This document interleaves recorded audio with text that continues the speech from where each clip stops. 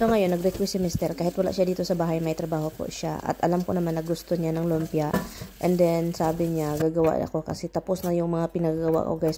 Pangatlong beses na po ito this month ako gumawa ng lumpia. And this time is, ang gagawin natin is baka.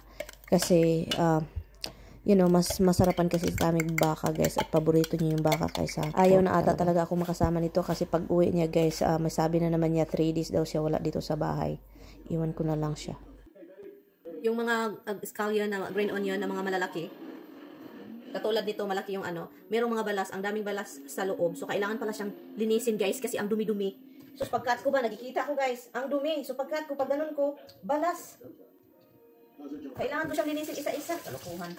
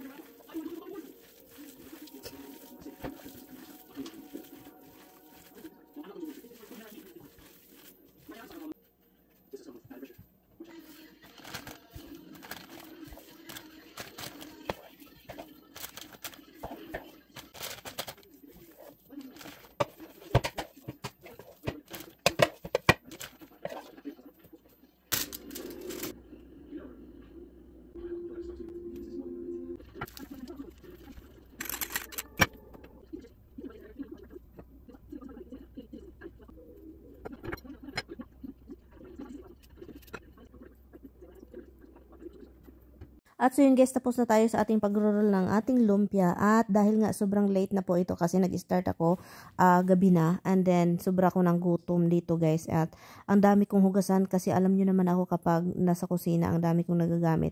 So ilagay na natin ito sa freezer para naman kung gusto ni Tami kumain ng lumpia, meron po tayong madudukot at ipipirito para sa kanya. So yun yung pinagagawa ko guys.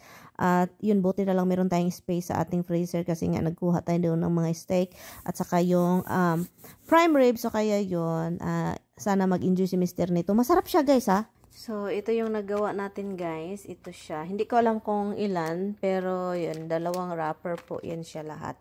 At ilagay ko lang siya sa freezer. Gutom na ako guys, nahihilo na ako at ang dami ko pang linisin. At hindi ko natapos yung ground meat. Ang nangyari dito is i-ano ko siya, meatballs, and then ipirito.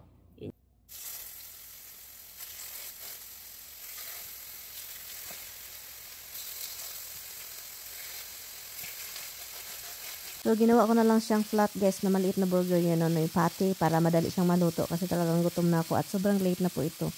Yun, thank you for watching. So, ngayon, sa post ko, yung ano ba, prangka ko ba, yung naramdaman ko, yung ginawa ko, bakit ko ginawa, gano'n.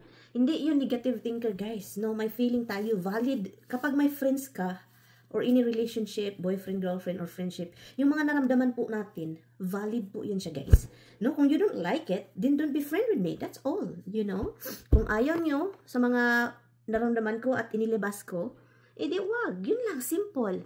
Pero, kung fake ka na pagkatao, and then meron kang friends, and bigla ka na lang nawala at bigla mo siyang inaway for no reason, yun, wala kang ganang kaibigan. Pero kung if you're open sa kaibigan mo, and then, yung parang, sabihin mo kung anong naramdaman. And then yung mga nagsasabi sa akin na, ay, ayaw ko na si Mirian kasi ganun-ganun pala yung ugali. Well, mahilig kayo sa plastikan. Hindi kayo sanay sa mga prangkahan. Yun lang yung masasabi ko. Kasi po, yung naramdaman ko, valid yun guys. Hindi ko naman inaway si Brenda. No, hindi ko na siya inaway. Ang ano lang is, I give her space. And then, ang ending is, namiss ko yung tao. Kaya I message her.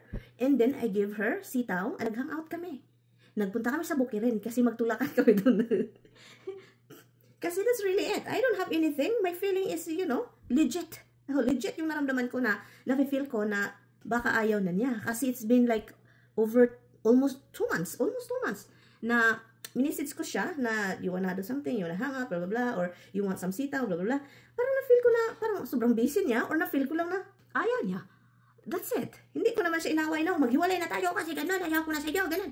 It's better off na I give her space and then naulian yung aking gibati. Yun lang, simple. Kasi po, tayong ibang mga Pilipino kasi, mahilig sa plastikan, no? Kaibigan-kaibigan and then talking behind their back sa mga friends. So kaya, kayo, kung sanay kayo sa plastikan, huwag niyo akong idamay.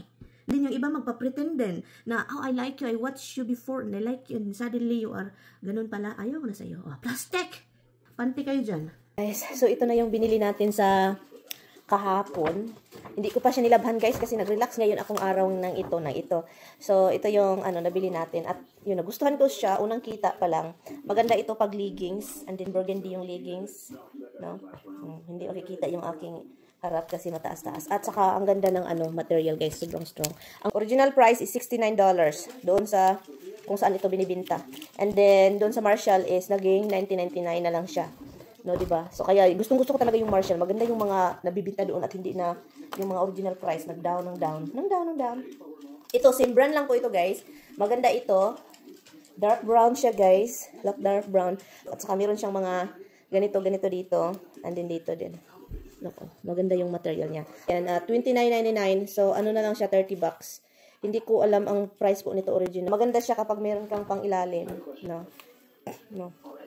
And then ito din, yung nakuha ko is siya, small din. So nakahanap si Brenda ng large. So maganda kasi siya loss ba kasi lagyan mo pa siya sa ilalim, magsuot ka pa. This one is $16.99. This one is $19.99. Bakit magkaiba ang presyo? Maganda ang blue. But anyway, so yun siya. Ito lang yung nabili ko guys, 4. Labhan ko to bukas.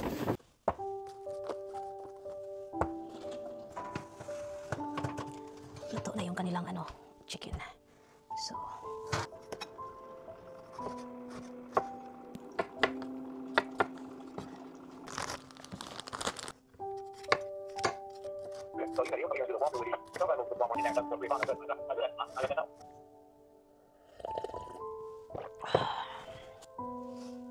So, ito na lang yung binibili ko. Kasi, kahit konti lang, basta kay may mabaong si Mister. Kasi, mapapagod yan si Mister kapag palaging disim yung pinapadala ko sa kanya. So, kaya, So, kaya, ito na lang yung ko. Akin na lang ikat. But to make this very tender, guys, ang ilalagay ko is a lot of tomato. This is gonna be weird. But people always weird when there's like a weird ang paningin ng iba kapag magluluto ka and then wala siya supposedly mga sangkap na ganito. Pero ako lagyan ko siya ng tomato.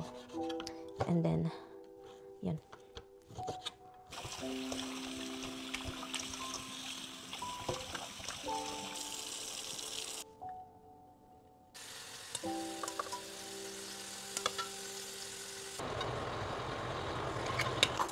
And of course, nagpapasarap sa mga cheese, sa mga burger ni Mister is yung cheese.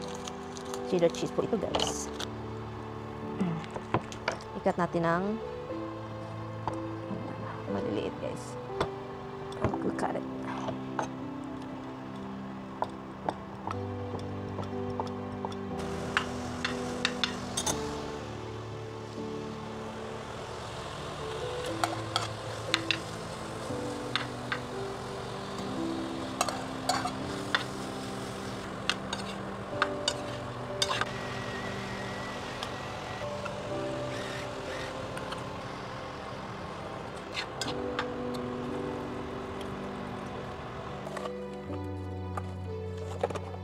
Suka, guys.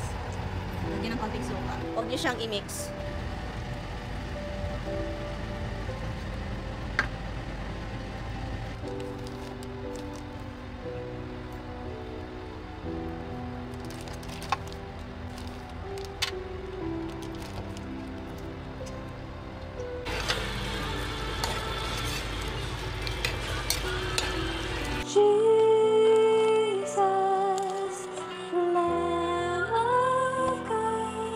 So ito na guys, gawa natin si Mister ng burger kasi guys, ito yung mga gusto talaga niyang gawin. Kakainin pala, hindi gawin. Kainin pala guys. So ngayon, sinabi ko sa kanya na ginawan ko siya ng burger. At yun, yung mga request niya na ilagay ko, ito lang daw, simple cheese, kahit anong cheese. Mga paborito niya cheese, onion, garlic powder, asin, paminta. Yun lang guys. At saka yung pang season namin ng steak. At saka dried parsley yun. So, ito na yung burger na nagawa natin for Tommy. 5 lang siya, guys, kasi maliit yung binili ko. So, 5 burger lang yun, guys. And, Yun, sulutuin po natin to. Tara. Tignan muna natin ito pala yung... Kasi parang kanina lang pala ito dito. Nakalimutan ko. Maganda talaga pag may kamatis, guys. No? Sabi pa nila, pangit daw. Bakit daw lagyan ng kamatis? O, masarap, guys. Magbigay ng kulay, magpatinderize ng karne. Ganyan po yung kamatis.